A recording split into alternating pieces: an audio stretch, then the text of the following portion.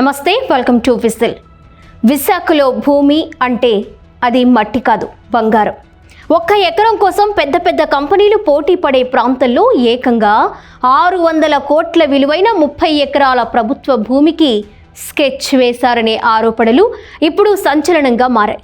ఒకవైపు సామాన్య రైతు తన భూమి రికార్డుల కోసం రెవెన్యూ ఆఫీసుల చుట్టూ తిరుగుతుంటే, మరోవైపు ప్రభుత్వ భూమే ప్రైవేటు భూమిగా మారేలా రికార్డుల మాయాజాలం జరిగిందని ఆంధ్రజ్యోతి పత్రిక సంచలన కథనం బాంబు పేల్చింది.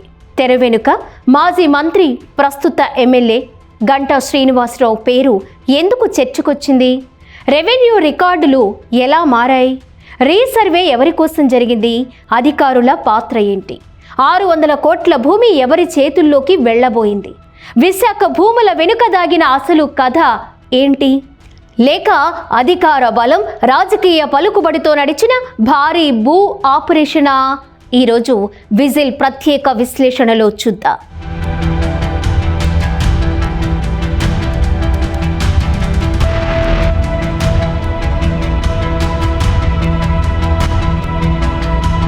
$600 కోట్ల భూమికి స్కెచ్. విశాఖలో భూ రాజకీయాలపై ఆంధ్రజ్యోతి బిగ్ బ్లాస్ట్. విశాఖలో భూమి అంటే బంగారం కాదు, వజ్రం.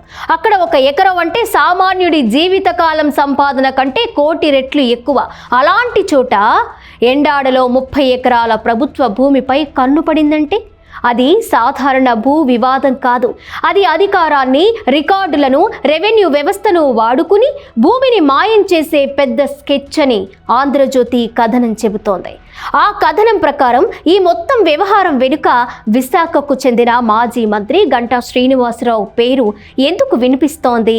ఇది చిన్న ఆరోపణ కాదు.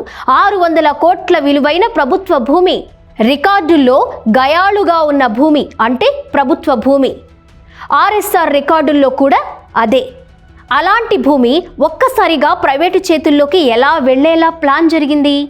ఇక్కడ అసలు ప్రశ్న భూమి ఎవరిది అన్నది మాత్రమే కాదు, ప్రభుత్వ భూమిని ప్రైవేటు భూమిగా చూపించే ధైర్యం ఎవరిది?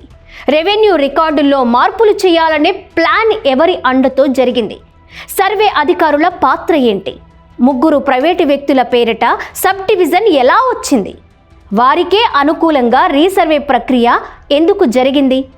పాస్బుక్ల మంజూరుకు సిఫారసు చేయడానికి ఎవరు ఒత్తిడి తెచ్చారు? ఇవి ఆరోపణలు మాత్రమే అయితే ప్రభుత్వం వెంటనే నిజాలు బయటపెట్టాలి. ఇవి నిజమైతే ఇది కేవలం భూస్కామ్ కాదు, ఇది ప్రభుత్వ భూమిపై రాజకీయ దాడి.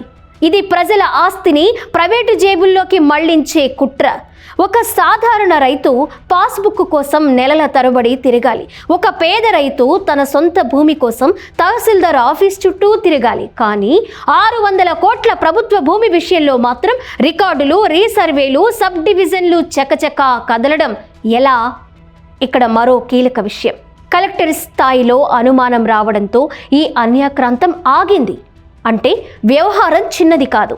అనుమానం రాకపోయి ఉంటే ఈ భూమి ఎవరి చేతుల్లో ఉండేది? రేపు పాస్బుక్లు వచ్చుంటే తిరిగి ప్రభుత్వానికి దక్కేదా? లేక మరో పెద్ద రియల్ ఎస్టేట్ ప్రాజెక్టుగా మారిపోయేదా? ఇంత పెద్ద ఆరోపణ వచ్చిన తరువాత కూడా అక్రమార్కులపై చర్యలు లేవంటే ప్రజలు ఏమనుకోవాలి? కీలక అధికారికి షోకాజ్ నోటీసులు ఇచ్చి ఆగిపోతే సరిపోతుందా? ఈ స్కెచ్ వేసిన వాళ్ళు ఎవరు? సంతకాలు చేసిన వాళ్ళు ఎవరు? ఒత్తిడి తెచ్చిన వాళ్ళు ఎవరు? లాభం పొందబోయిన వాళ్ళు ఎవరు? ప్రభుత్వం నిజంగా భూములను కాపాడాలనుకుంటే ఈ కేసులో 3 పనులు వెంటనే చేయాలి. మొదటిది, ఎండాడలోని ఆ 30 ఎకరాల భూమి పూర్తి రికార్డులు ప్రజల ముందు పెట్టాలి. రెండవది, రీసర్వే, సబ్ డివిజన్, పాస్బుక్ సిఫారసులపై విజిలెన్స్ లేదా సిఐడి విచారణ జరపాలి. ఇక మూడవది, ఇందులో రాజకీయ ఒత్తిడి ఎవరిదైనా సరే పేరు బయటపెట్టి చర్య తీసుకోవాలి. విశాఖ భూములు ఎవరి అమ్మబాబుల ఆస్తి కాదు, అవి ప్రభుత్వ ఆస్తి, అంటే ప్రజల ఆస్తి. ప్రజల ఆస్తిపై రాజకీయ నాయకులు, అధికారులు కలిసి స్కెచ్ వేస్తే అది క్షమించరాని నేరం. ఈరోజు ప్రశ్న ఒక్కటే, 600 కోట్ల భూమి భవిష్యత్తు భద్రమేనా? లేకపోతే మళ్ళీ రికార్డుల మాయాజాలంతో ప్రభుత్వ భూమి ప్రైవేటు చేతుల్లోకి జారిపోతుందా? ప్రభుత్వం సమాధానం చెప్పాలి, అధికారులు సమాధానం చెప్పాలి. ఎమ్మెల్యే గంటా శ్రీనివాసరావుపై ఈ ఆరోపణలు ఎందుకు వస్తున్నాయో ఆయన స్పష్టంగా స్పందించాలి.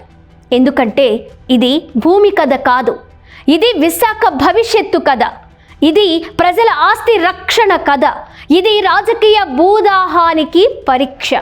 నిజాన్ని నిద్రపోనివ్వం, ప్రశ్నను చనిపోనివ్వం. ప్రజల పక్షాన ప్రతిరోజు ప్రతిక్షణం ది విజిల్ న్యూస్.